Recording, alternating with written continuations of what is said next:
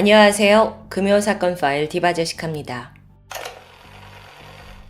2015년 4월 23일 대구 북구에 위치한 금호동 둔치에서 잔혹한 모습으로 살해된 한 젊은 남성의 시신이 발견됩니다. 사망한 지 며칠이 좀 지나 보였는데요. 그는 둔탁한 흉기로 무려 17차례나 머리를 맞고 살해당한 것으로 추정됐습니다. 꽤나 지속적인 공격을 당한 건데 특이하게도 시신에서는 방어나 저항의 흔적이 전혀 발견되지 않았죠. 피해자는 당시 29살이던 윤용필 씨. 마지막 행적을 추적해보니까 그때로부터 약 18일 전으로 거슬러 올라갑니다. 4월 5일 새벽 5시 그는 공장 야간 작업을 마치고 퇴근을 하던 중 행방이 묘연해졌습니다. 그런데 그날 평소와 달랐던 점이 하나 있긴 했죠. 보통 윤 씨가 야간 작업을 끝내고 퇴근하는 시간은 아침 8시 정도입니다. 그런데 실종 당일에는 약속이 있다면서 3시간 빠르게 퇴근을 했던 점이었죠. 그날 이후에 그는 실종이 되었고 18일 만에 싸늘한 주검으로 발견된 상황입니다. 경찰은 즉시 누굴 만났는지 찾기 위해 수사를 진행했어요. 하지만 이게 쉽지가 않았죠. 단서가 나오지 않았던 겁니다. 그러던 중 겨우 찾아낸 게 있는데 바로 윤 씨의 시신이 발견된 그 금호강 인근의 CCTV 영상입니다. 시간은 새벽 5시 50분. 윤 씨로 추정되는 남성이 어떤 남성과 함께 그 시신이 발견된 인근을 걸어가는 모습이 담겨 있습니다. 그리고 10분 후에 그 문제의 남성이 홀로 거기서 걸어 나오고 있고요. 이렇다면 그가 유력한 용의자로 보이죠? 근데 CCTV 영상의 화질이 영 좋지 않습니다. 그래서 얼굴을 판별할 수 없었어요. 심지어 상체도 우산에 가려져 있어서 더욱더 신원을 알기란 거의 불가능이었죠. 이때 경찰은 한 가지 방법을 생각해냅니다. 윤 씨의 지인들에게 이 CCTV 영상을 공개하기로 한 거예요. 물론 그 대상은 윤 씨의 사망에 있어 알리바이가 확실한 인물들이었죠. 그렇게 한 사람씩 영상을 본 지인들이 놀랍게도 모두 같이 한 사람을 지목하게 됩니다. 이거 친구 박씨 같은데요? 물론 화면은 얼굴도 상반신도 제대로 찍혀있지 않은 영상이긴 해요. 하지만 다수의 지인들이 다 한 사람을 떠올리는데 그 이유는 바로 걸음걸이 때문이었습니다. 영상 속 남성은 팔자걸음이었고 또 오다리, 게다가 걸을 땐 왼쪽 다리가 원을 그리는 듯한 형태의 특징적인 걸음을 보였어요. 특히나 이 중에서도 그 원회전 보행이라는 건 보통 뇌성마비나 중풍 환자들에게서 나타나는 특징입니다. 다소 젊은 남성에게는 볼 수 없다고 해요. 거기에 팔자걸음에 오다리까지 동시에 가지고 있는 경우는 사실상 굉장히 드물거든요. 지인들은 이게 박 씨의 걸음걸이와 똑같다고 입을 모았던 겁니다. 경찰은 즉시 박 씨를 소환해서 수사에 돌입했습니다. 그런데 그는 펄쩍 뛰면서 억울함을 호소했죠. 그러면서 당시 자신은 거창에 거주하고 있었는데 여기는 대구와는 좀 떨어진 곳이에요. 그는 윤 씨 실종 당일 집에서 통화한 기록이 있다며 알리바이를 주장합니다. 실제로 박 씨의 핸드폰에는 새벽 1시 50분 그리고 아침 8시 50분에 거창에서 통화한 기록이 확인됐습니다. 아니 그래도 여전히 7시간의 공백이 있죠. 여기에 대해서 박 씨는 이땐 집에서 잠을 잤다고 주장했고요. 시간도 그렇습니다. 하지만 여기에 대해 경찰의 생각은 좀 달랐어요.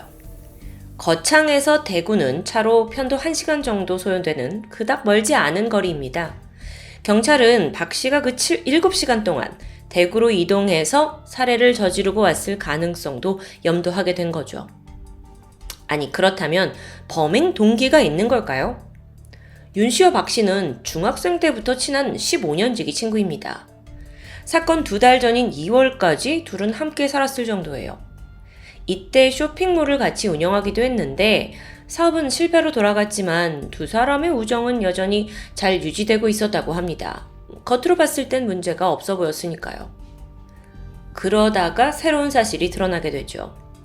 윤 씨가 사망하기 약 3개월 전 이들이 사망보험에 동시에 가입했다는 게 확인됩니다.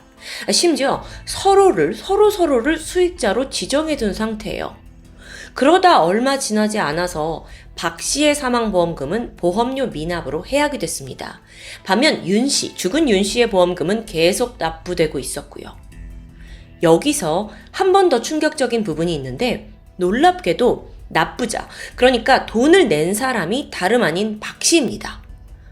아니, 이게 자기 보험료는 돈을 내지 못해서 해약이 되고 대신 친구 보험료를 계속 내줬다고요? 재정 상황을 좀 보니까 당시 박 씨는 몇 천만 원의 빚을 지고 있었습니다. 생활 형편 넉넉한 거 아니었고요. 그럼에도 친구의 사망보험금만큼은 꾸준히 대리 납부하고 있었다는 건데 상식적으로 납득이 잘 가지 않죠. 그럼 충분히 박 씨가 친구의 사망을 노리고 보험금을 납부해온 거라고 밖에 볼 수 없는 정황입니다. 이게 이렇게 성립되면 살인 동기도 충분해질 거고요. 자, 문제는 여기까지는 어디까지나 정황 증거입니다. 정작 경찰은 박 씨가 범인이라는 결정적인 물적 증거를 확보하지 못하고 있었어요. 그나마 확실한 건 이 CCTV 영상뿐이었죠. 박 씨와 걸음걸이가 완전히 일치했지만 또 그것마저도 100% 단정할 순 없어요. 경찰 입장에선 어떻게든 박 씨의 자백이 필요한데 이때 경찰이 승부수를 던집니다. 우선 그를 체포한 다음에 당신 우리가 확실한 증거가 있으니까 이제 자백해라 라면서 그를 압박하게 된 거예요. 박 씨가 범인이 아니라면 입장을 고수하겠지만 범인이라면요? 그는 어떤 증거를 경찰이 가지고 있는지 거기에 불안해지겠죠. 그리고 차라리 지금 자백하는 게 형을 줄일 수 있다는 설득까지 들어가면 네, 박 씨는 여기에 넘어갔습니다. 그리고 결국 자신의 죄를 자백하게 돼요. 사건 당일 새벽, 그는 거창에서 택시를 타고 대구로 이동했습니다. 이때 상당히 치밀한 모습을 보였는데 자신의 얼굴은 물론 목소리까지 노출시키지 않기 위해서 꽤 노력했어요. 그래서 택시 기사에게 직접 말하지 않았고요. 대신 종이에 적힌 메모로 소통했습니다. 목이 아파 말을 할 수 없어요. 대구까지 얼마인지 알려주세요. 당시 박 씨를 태운 택시기사는 이걸 정확히 기억하고 있었죠. 아니, 그도 그럴 게 인적이 드문 이 새벽 시간에 장거리를 가는 손님이었으니까요. 거기다가 메모지 같은 일반적이지 않은 행동까지. 기사님이 진술한 손님의 인상착의까지 박 씨와 정확히 일치했습니다. 자, 현장 검증이 시작됩니다. 박 씨의 행동 하나하나는 범인이 아니면 알 수 없을 정도로 대부분을 아주 정확하게 묘사하고 있었죠. 심지어 현장에 지도를 그려주면서 경찰조차 발견하지 못한 플랜카드 같은 디테일까지 모두 기억해냅니다. 너무도 자세한 박 씨의 자백. 경찰은 그가 범인이라고 확신했고 살인죄로 기소하게 됩니다. 하지만 안타깝게도 여전히 범행 도구는 찾아내지 못한 상황이었어요. 2015년 11월 1심 재판이 열렸습니다. 검찰은 법보행 분석 전문가 2명을 증인으로 내세워서 이 CCTV 속 남자가 박 씨라는 걸 증명하고자 했습니다. 법보행 분석, 이건 걸음걸이로 범인을 특정하는 과학수사 기법의 일종입니다. 인간은 자기의 보행 속도, 패턴에 각각의 차이를 가지고 있어서 특수 기법을 통해서 이게 같은 사람인지 아닌지 분석해낼 수 있는 기술이죠. 재판에서 전문가들은 영상 속 남성과 박 씨가 같은 인물이라고 확신했습니다. 팔자걸음의 오다리, 그리고 원회전 보행이라는 이 세 가지 특성이 한 사람에게 동시에 나타날 가능성 자체가 매우 낮았기 때문이에요. 그것도 박 씨처럼 젊은 남성은 거의 제로에 가까운 확률이라는데요. 다행히도 결과는 증거로 채택됩니다. 결국 동일인인 게 인정되면서 무기징역이 선고되는데 여기서 박 씨도 호락호락 가진 않았습니다. 경찰 조사에서 자백했죠. 그리고 현장 검증도 했습니다. 그런데 1심 재판이 열린 이래 돌연 입장을 바꿔요. 무죄를 주장하는 겁니다. 그러니까 자기는 경찰이 결정적인 증거가 있다는 말에 죄를 털어놓았는데 막상 재판에 가보니까 CCTV에 얼굴이 찍힌 것도 아니고 영 증거가 부족하다는 걸 깨닫게 된 거죠. 그러면서 자기가 강압수사로 자백을 강요받았고 억울함이 있다고 호소하게 되는데요.